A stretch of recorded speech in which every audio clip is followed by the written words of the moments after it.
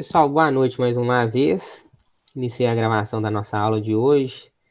Eu preferi fazer essa aula ao vivo porque a gente vai discutindo alguns pontos e como a gente vai trazer para a prática, colocar na prática algumas questões de configuração do microcontrolador, eu acho que talvez aqui, vamos ver se vai funcionar legal, né? Que eu vou emulando e simulando no meu computador e vocês podem pelo menos acompanhar na tela de vocês, quem não conseguiu instalar os softwares que a gente está usando, tá? Conseguiram dar uma observada naquele código que eu postei lá para vocês? Ó, Esse que você postou agora, da placa? Isso, esse PDF que eu postei nessa aula de hoje. Vocês deram uma Ah, tá. observada Eu dei nele? uma olhadinha lá.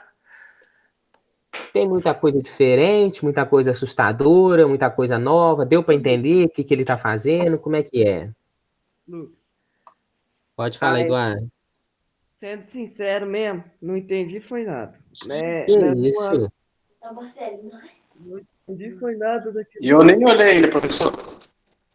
O resto Só da vi lá, não turma li aí, ainda. Ellen, Bruno, turma que já Olhei estava ainda aí, não. Henrique, Stephanie, Guilherme, André, Cleide. eu entendi. Eu não entendi muito, não. A biblioteca também que eu tava Pô, olhando. também entendi, foi nada, viu? Nada? Nada. Então vamos passo a passo para ver se a gente consegue entender aquele código. Primeira coisa que eu queria mostrar para vocês eu vou fazer o compartilhamento de tela com vocês aí, tá?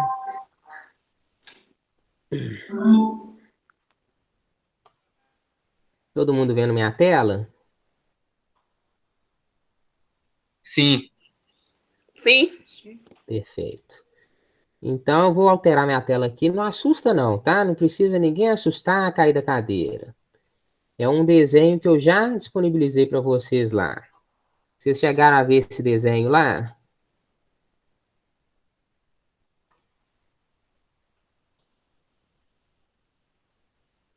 Estão observando aí?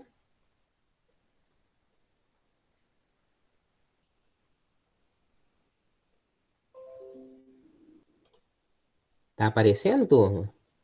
Tá. Assim, Lucas. Beleza. Esse desenho é o esquema de ligação daquela segunda placa que a gente tem no PixinLab, tá? Então, algumas situações que são interessantes a gente destacar nesse desenho, na realidade, em algumas situações não, tem muita coisa interessante, principalmente relacionada a outras funcionalidades. Mas o que eu vou destacar nesse desenho para a gente? Vou até dar zoom aqui para ficar mais fácil. Os outros componentes eu vou até dar uma ignorada neles. O nosso microcontrolador está aqui, ó. Tá? O nosso PIC 16F628A. E como eu estou falando de display de LCD, o meu display de LCD, ele está exatamente aqui, ó. Deixa eu fazer uma marcação, acho que utilizar setas vai ser melhor. O meu display de LCD está ali. Perfeito? Vocês percebam que no meio do caminho aqui, tem um dispositivo. Isso daqui é um circuito integrado com uma cadeia de 8 flip-flops. Lembra lá o que é um flip-flop? A gente falou um pouquinho, bem corrido disso no início do ano, né? Flip-flop ele funciona mais ou menos como um estado de memória, uma transição de estado. Então, esse flip-flop aqui no meio, a gente vai praticamente passar batido nele, tá? Ele simplesmente está pegando os dados que vêm do microcontrolador e transferindo para o LCD. Só que vocês observem que ele tem uma limitação da quantidade de portas que ele recebe do microcontrolador, né?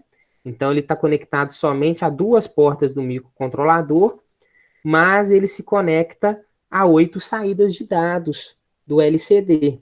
Então, é um componente que ajuda naquele auxílio que eu cheguei a comentar com vocês, de que para a gente representar vários caracteres num display de 7 segmentos, a gente tinha que ter pelo menos 8 saídas do microcontrolador para cada caractere.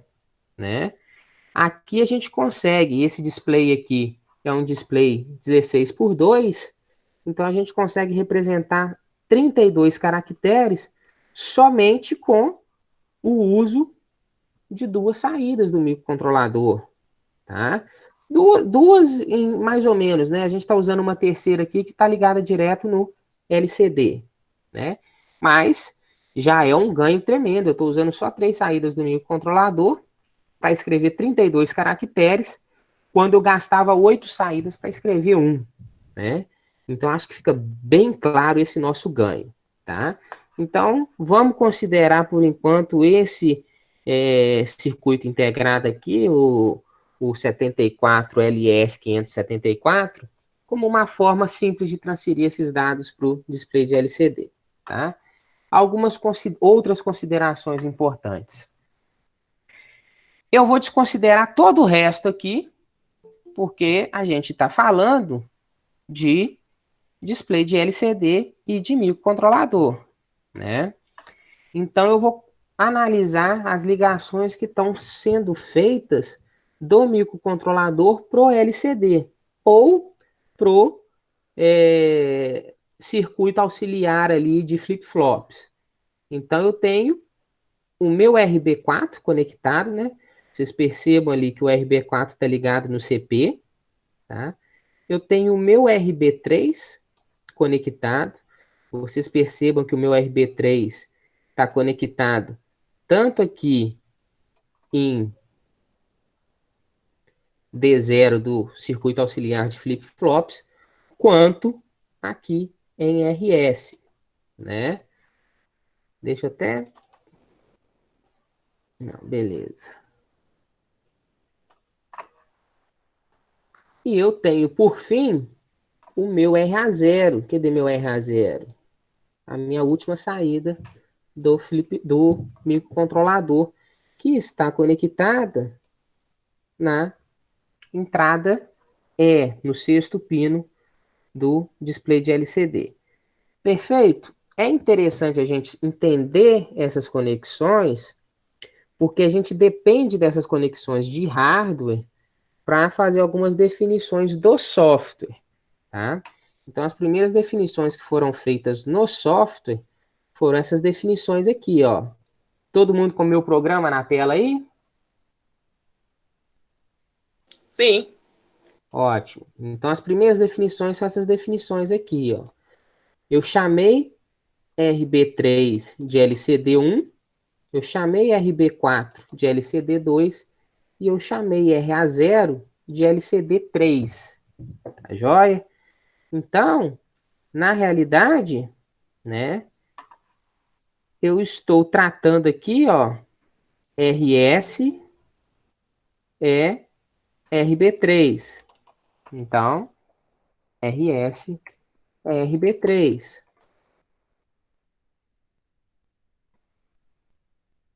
O E é o A0, RA0. E o RB4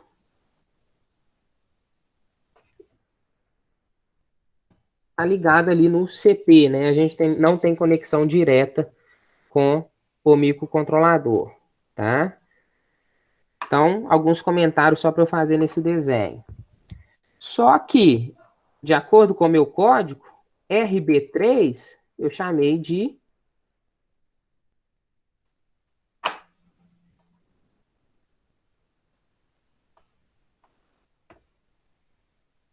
LED 1. RA0 eu chamei de LED 3.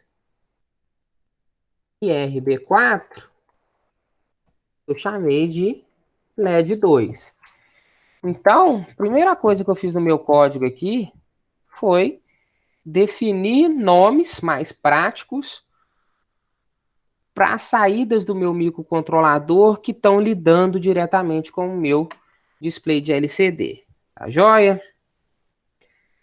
Outras considerações que eu queria fazer nesse código. Include xc.h, é o nosso compilador que vai fazer essa conversão de C para ser gravado um código no microcontrolador, né? Então é aquele compilador extra que a gente instalou no MPLAB para ele funcionar, para a gente poder programar o microcontrolador em C, tá? Include PIC16F628A.H, que são algumas diretivas relacionadas ao nosso PIC, tá? Eu gosto já de incluir essas diretivas relacionadas ao PIC, mesmo que a gente não esteja usando nenhuma delas, tá? Eu acho que depois a gente pode até comentar isso daqui, porque eu acho que por enquanto a gente não usou nada dessa biblioteca ainda. Mas porque a partir do momento que a gente for começar a usar, isso, a gente pode fugir da cabeça de que está faltando isso e a gente quebrar a cabeça por horas para resolver um erro que é tão banal de ser resolvido, é só incluir essa biblioteca, né? E olha que bacana. Surgiram duas novas bibliotecas, né? Que são as duas bibliotecas que tratam do... São as duas bibliotecas que tratam do C, né? Linguagem C, linguagem C++. São duas bibliotecas que já são comuns ao uso de vocês. Vocês já viram essas duas bibliotecas nas disciplinas de programação.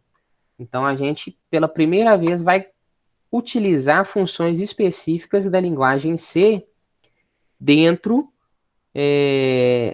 da nossa programação de microcontrolador, tá? Funções tipo declaração de função e funções do tipo utilização de ponteiro, tá? Vocês já viram ponteiro com Reginaldo? Ainda não. Não. Beleza, eu só vou dar uma noção do que é ponteiro. A gente não precisa entender o que é ponteiro, mas o ponteiro só vai facilitar o acesso desse tipo de escrita no LCD, tá? Então, bibliotecas ok. No PDF que eu mandei para vocês, eu até destaquei esse Fuse que eu tinha mudado a configuração dele em relação ao anterior, tá? Porque num sistema real a gente vai precisar mudar. Esse Fuse, ele é um Fuse que ele fala para o microcontrolador sempre reiniciar caso a alimentação fique abaixo de 4 volts por um período determinado de tempo, né? No caso desse microcontrolador específico, abaixo de 100 microsegundos, tá? Como a gente está fazendo uma simulação, isso nunca vai acontecer, né? A gente está simulando, então a minha fonte de tensão ali, ela é ideal, né? Ela é aquela fonte perfeita, nunca vai oscilar. Então, eu voltei com ele para off aqui, mas no sistema real, ele teria que ser on. Não vai influenciar o nosso funcionamento, tá? Pelo menos não na nossa simulação. Aquelas definições do clock, né? Para a gente realizar os cálculos de clock, tá? O que está comentado, vocês desconsiderem, tá, turma? O que está comentado eu podia até ter deletado. Passou despercebido ali. Eram outros testes que eu estava fazendo, tá? Antes de chegar nessas outras definições, deixa eu ver se eu quero fazer alguma outra observação. Deixa eu ver aqui também.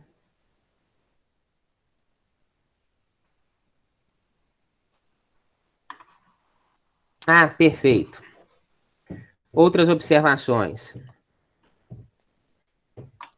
Estão com o meu slide na tela agora? Sim. Pino 1 do display de LCD se refere ao terra, né? Então, marcação do pino 1 aqui.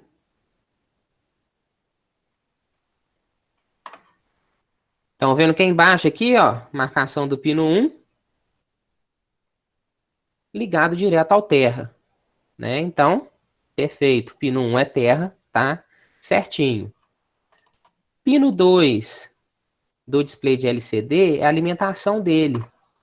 Pino 2 do display de LCD tá aqui, ó.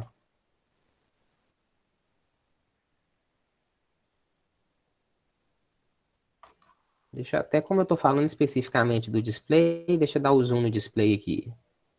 Pino 2 tá aqui, ó. Conectado direto a uma alimentação de 5 volts, corrente contínua, sem problema nenhum, né? Pino 3, o que era? Estão lembrados?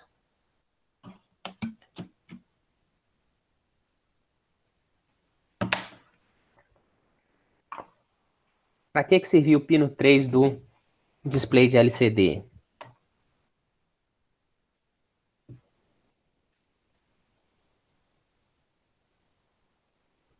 GND? Não. Não entendi, Wesley. Vocês estão me ouvindo, turma?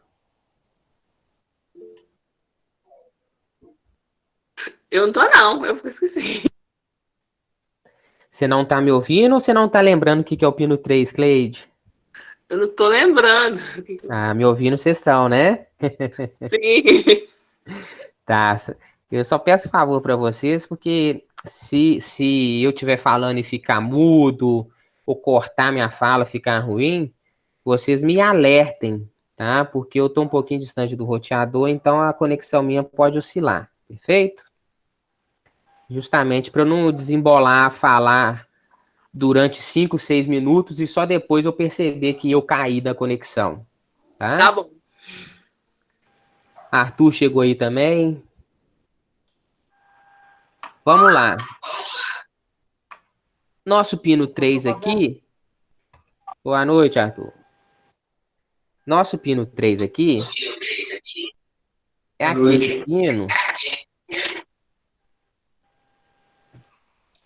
Pessoal, eu vou pedir para vocês quem desativar o microfone, porque minha voz já não é agradável. Eu escutando ela ao vivo aqui. Eu ainda tenho o retorno dela no fone, aí pesa. Aí até me desconcentra. Vamos lá, o pino 3 é aquele pino responsável por contraste, né? Então a gente tem uma alimentação nele que pode ser regida por um potenciômetro. Lembra que eu falei de um potenciômetro? Então a gente consegue ajustar o contraste do visor LCD através da tensão que chega nesse pino 3. Então olha aqui, ó, o pino 3 conectado em uma alimentação corrente contínua de 5 volts, mas não é essa alimentação completa que chega nele, né? Essa alimentação está em cima de uma resistência variável de 10K, isso aí é um valor padrão quando a gente fala de resistência variável. Isso aí, esse componente pode ser ou um potenciômetro ou um tripote, tá? O tripote é basicamente aquele componentezinho que você consegue ajustar a resistência dele por uma chave de fenda, né? Então, assim, ele tem. Cria-se uma dificuldade dele ser ajustado justamente para a gente não realizar um desajuste indevido, né? O potenciômetro a gente pode correr esse risco. Esbarrou no potenciômetro, você desajustou ele, tá? Então, o terceiro pino, o VD, ele está aqui responsável pelo ajuste de contraste. Então, esse contraste vai depender da alimentação que está recaindo em cima desse resistor de 10K. Perfeito? Próximos pinos. Pino RS é o nosso pino 4. Né? Então, o nosso pino RS está aqui, ó. E o nosso pino RS está ligado em LED 1, né? O que significa esse pino RS?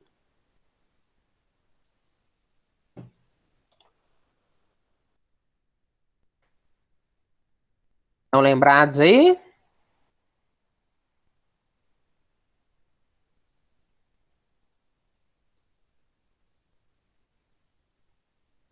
Pino RS é aquele pino responsável por me dizer se a informação que está sendo enviada é um comando ou é um dado, tá? Pino 5 Para que serve esse pino 5?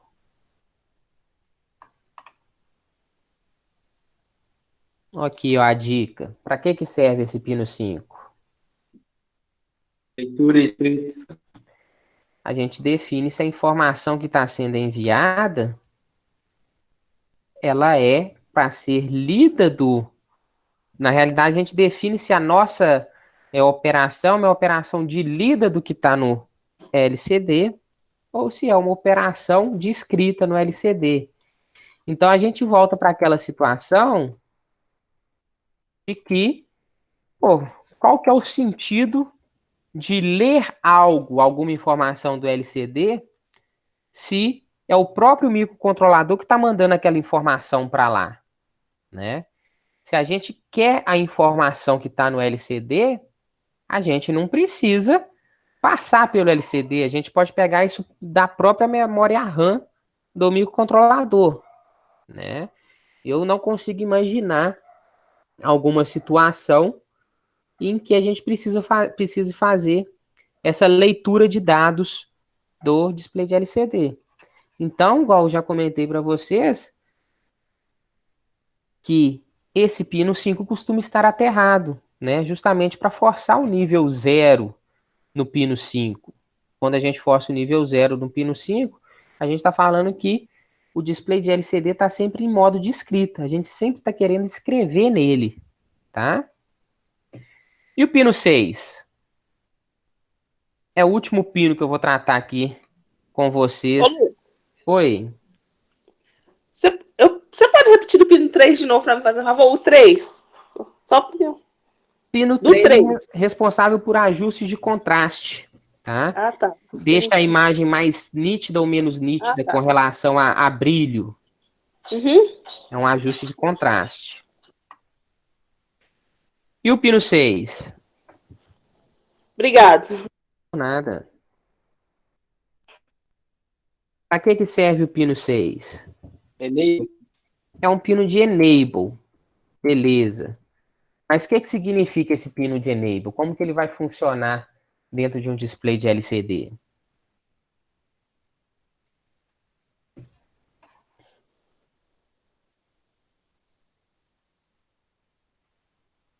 Como que esse pino de enable funciona dentro do display de LCD? Nada? Toda informação que a gente manda para o LCD, todo comando que a gente manda para o LCD, ele só vai ser processado se a gente tiver essa transição do sinal de enable de 0 para alto. Então a gente precisa sempre de um pulso no pino 6 para falar que tá tudo ok, busca informação lá para você processar aquela informação. Então a gente pode fazer uma analogia desse pino 6 do microcontrolador, desculpa, do display de LCD, como se fosse a tecla Enter, né? Você digita toda a informação na barra de endereços de um navegador ali, mas enquanto você está digitando, a internet, o navegador não está carregando, você não está indo para aquela página. Você só é direcionado para aquela página na hora que você manda o Enter, que você pressiona o Enter, né? Então, que você dá um pulso em determinada tecla, falando, pode seguir para aquela direção, pode processar essa informação. O display de LCD só funciona com esse pulso. Então não adianta a gente escrever 1000 coisas, limpar, pedir para rolar, dar shift para um lado, direita, esquerda, direita, se a gente não der a transição de estado, né? Não der o pulso no pino 6 do LCD, tá?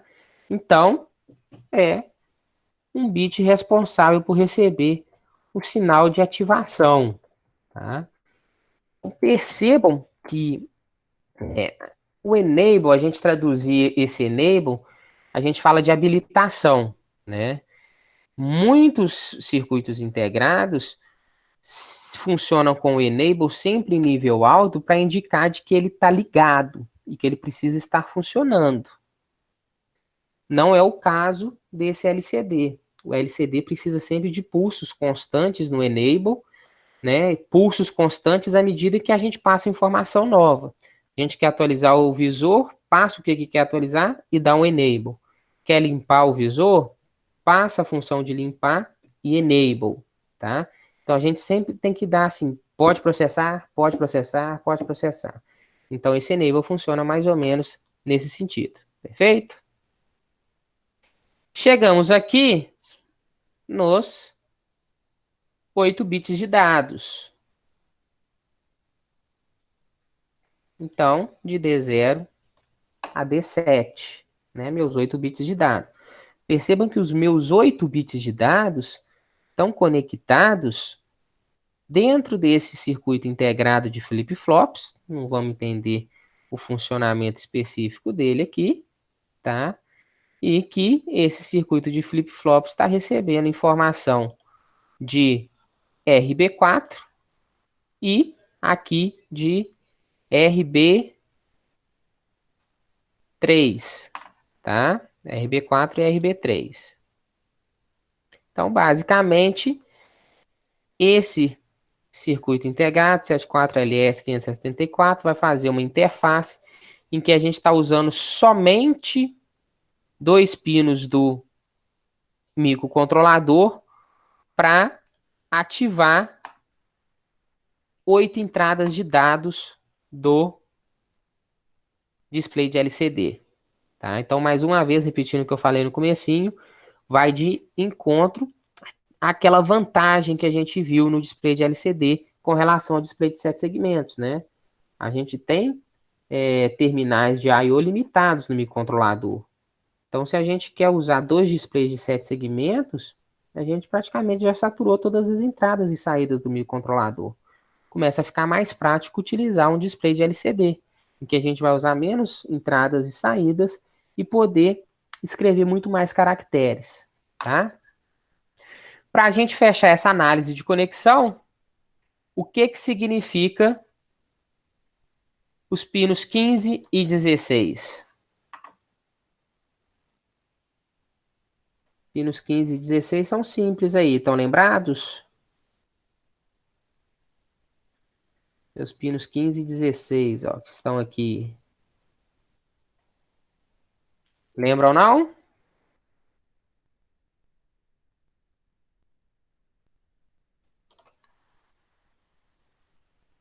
Guilherme está falando aí que regula a energia dos LEDs. Guilherme, Esse aí ele faz o LED acender e desligar de acordo com o que ele está funcionando, não? isso, peraí. Guilherme, pelo que eu entendi que você quis falar, é realmente o pino 3, né? Que você fala assim, deixa mais claro ou mais escuro, né? Então tá mais associado com o pino 3, tá? Que é a questão do contraste. Como é que é, Arthur? O 15 e o 16 aí, não é? Isso. Eles que mostram se quando tá ligado ou desligado, não? Às vezes eles ficam piscando de acordo com o processamento, alguma coisa assim do tipo, não? Na realidade, esse pino 15 e 16, eles estão associados àquela backlight, né? Que é aquela luz de fundo. Então, é aquela luz que você pode colocar uma luzinha, um LED para acender, para auxiliar a visualização do display, deixar ele mais claro ou mais escuro na visualização. Então, observe o seguinte, é como se fosse a luz de um forno, né? Você consegue enxergar o que está dentro do forno sem luz. Mas se tiver uma luz que você possa acender, facilita a visualização. Principalmente se a gente estiver assando algo e quiser verificar sem abrir o forno durante a noite. A ideia do display de LCD é a mesma. Você consegue visualizar o que está escrito no display de LCD. Mas à medida que a gente começa a ter um ambiente com menor luminosidade, a gente começa a ter maior dificuldade de identificar o que realmente está escrito ali, né? Então, esse pino 15 e 16 está relacionado a acender ou apagar essa luz, tá? Então, vocês observem aqui que o pino 16 está ligado ao terra e o pino 15 está ligado a uma fonte de corrente contínua 5 volts. Então, basicamente, a gente está alimentando um LED, né? Acendendo um LED, tá? A gente está simplesmente acendendo um LED. A gente consegue a gente consegue mudar essa programação de ele estar aceso ou apagado através da programação. Mas se você quer ter essa possibilidade de programar ele em aceso ou apagado, a gente precisa que ele esteja alimentado, né? Então aqui cai também aquela situação do nosso display de 16:2 ter a possibilidade de ter somente 14 pinos, né? Os displays 16:2 que não possuem backlight não vão ter o pino 15 e 16. Porque se ele não existe, se não possui aquele LED que pode ser aceso, para que inventar dois pinos ali que são simplesmente para ligar aquele LED, né? Então vem daí aquela variação de pinagem entre 14 e 16, ou 14 ou 16 pinos. Sempre vai ter essa quantidade de pinos no display de LCD 16:2. Tá joia? Beleza, turma? Deu para acompanhar até aqui? Deu. Eu tenho umas aulas para ver para trás aí também. Igual cheguei do serviço agora, cansadão, aí tem dia que eu nem vejo. Aí eu vou colocar esse trem aí, pode crer? Vai, porque a gente vai começar a mexer com essa programação e quanto mais acumula, mais dúvidas vão surgindo, né? É, Então vamos lá. Eu vou finalizar a nossa gravação, porque eu vou pedir para vocês fazerem uma atividade para mim.